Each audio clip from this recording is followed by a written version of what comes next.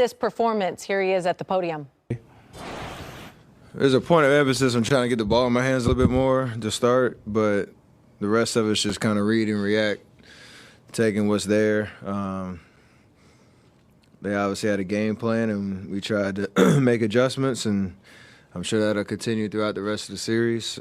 And that's the beauty of what we can do, is playing a lot of different ways, trying to create good offense a lot of different ways, using gravity. But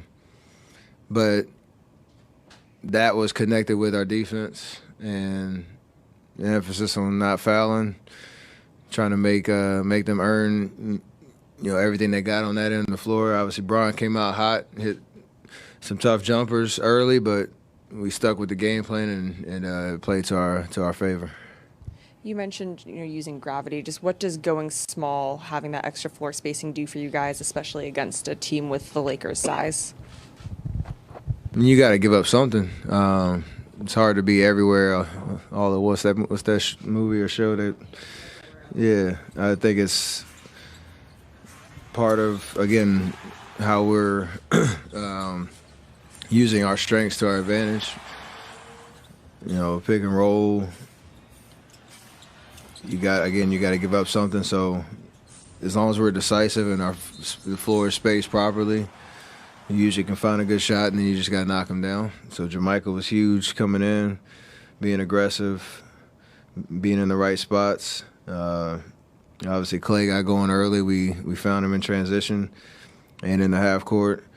Draymond was amazing in the pocket. The Sacramento series, we found some success there. Then they tried to, respond to that, and we figured that out. So I assume that'll happen with LA. Same kind of vibe, but we'll have an answer for all of it. Steph, obviously the last playoff win you guys had, you scored 50, and it was a big deal. But does the TCC in you like these type of wins where it's up and down the lineup, all these people contributing, you only take 12 shots? Do you get a special satisfaction out of that? I do, but I like to shoot too. So just finding ways to be impactful and be aggressive. And whatever's working, sticking with that until you have to do something different. So we're capable of playing a lot of different ways. I'm capable of playing a lot of different ways. As long as we're just creating open shots, no matter who's taking them. And obviously tonight I didn't have a lot of open ones for a reason, and make the right decision. The ball finds the right person, and good things happen. Steph, Draymond mentioned that Clay was particularly pissed off after last game. Did you see that? Do you get a feeling what that might mean?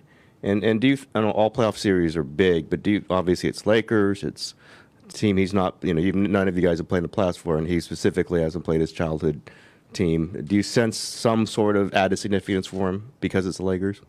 Yeah, he talked about it before the series and how excited he was. I don't know whether he's pissed off at shots or the loss or both or all of it. He's a competitor, and he takes that stuff personally in terms of his performance and how he plays, and he's been that way his whole career. So whatever added fuel to the fire you need for him, whether that's the matchup itself or the personal history of fandom that he had, and now is a guy that's trying to chase his fifth championship. Like, all that stuff matters. We got to find motivation to keep the fuel going. So whatever motivates him, I love it. JaMychal mentioned the speech you gave before Game 7 helped kind of get him out of his feelings a little bit. Was that in some ways kind of the purpose of it? And just what did you think of what he's done in this series? We talk about it a lot in the sense of it's really difficult at times for a lot of guys to keep confidence in themselves, to trust that the work that you're putting in on a day-to-day basis to keep yourself ready and in shape and your skill set sharp, that it'll pay off, because you don't know when it's going to be. And historically with our team, around our core, we talked about it, there's guys that always find a way to step up at the right times. And, whether you need that reminder or Just that message that it's gonna happen. I'm glad it worked, and I'm glad that he took it to heart, and it's a big part of who we are as a team and our identity and our culture. And like I said, it's just not. I know it's not easy. So credit to him to staying ready, staying sharp mentally, confident in himself to knock down those shots and take what the defense was giving him. And that's him being professional and taking advantage of the opportunity.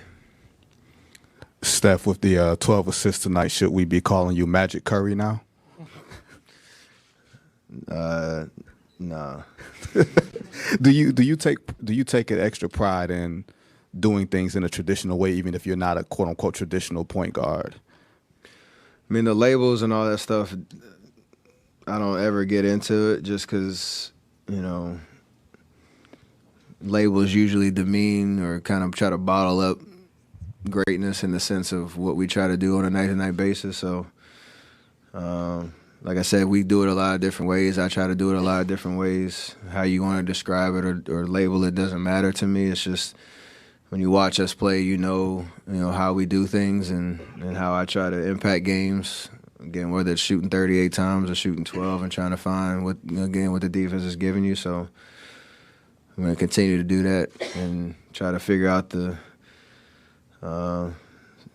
my aunt, she sends me some amazing stuff from game to game, and she talks about just, you're always trying to solve the Rubik's Cube every game, and it starts in a different place every time, so you're just trying to figure it out, and that's the beauty of basketball and the way that you see it. So I love that part of the game, and I have the ability to do a lot of different things in a lot of different ways.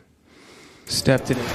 Well, the Warriors have hit 21 threes in Game 1 and in Game 2. They joined the 2016 Cavaliers as the only teams in postseason history with 21 three-point field goals in consecutive games. Their 42 threes over the past 2 games are tied for the second most in a 2-game span. How were you guys able to be so dominant tonight? Well, we realized we let one go in Game 1, and we've been having to bounce back all year from adversity, and not a better group to do it with than these guys. So came out, our offense was flowing, turnovers were low, hitting open man. We keep it simple. The floodgates can open. We play with more force. We play with more force on both sides of the ball. The ball didn't stick. We moved the ball and got everybody involved in the offense, and that was big for us. When we're moving the ball like that, everybody's involved. It makes us a lot tougher to guard. We knew they were going to do that.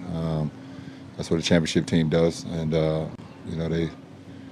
they held serve on their home court tonight, and we got to obviously see the adjustments they make. We got to make our adjustments coming into Game 3. So, I took all the same shots I took in Game 1. Just missed them. We'll be better. I'll be better, making those shots. Get back home on our home floor, and try to take care of business. So Thompson drops to 30, and the Warriors win 24 coming off three-pointers.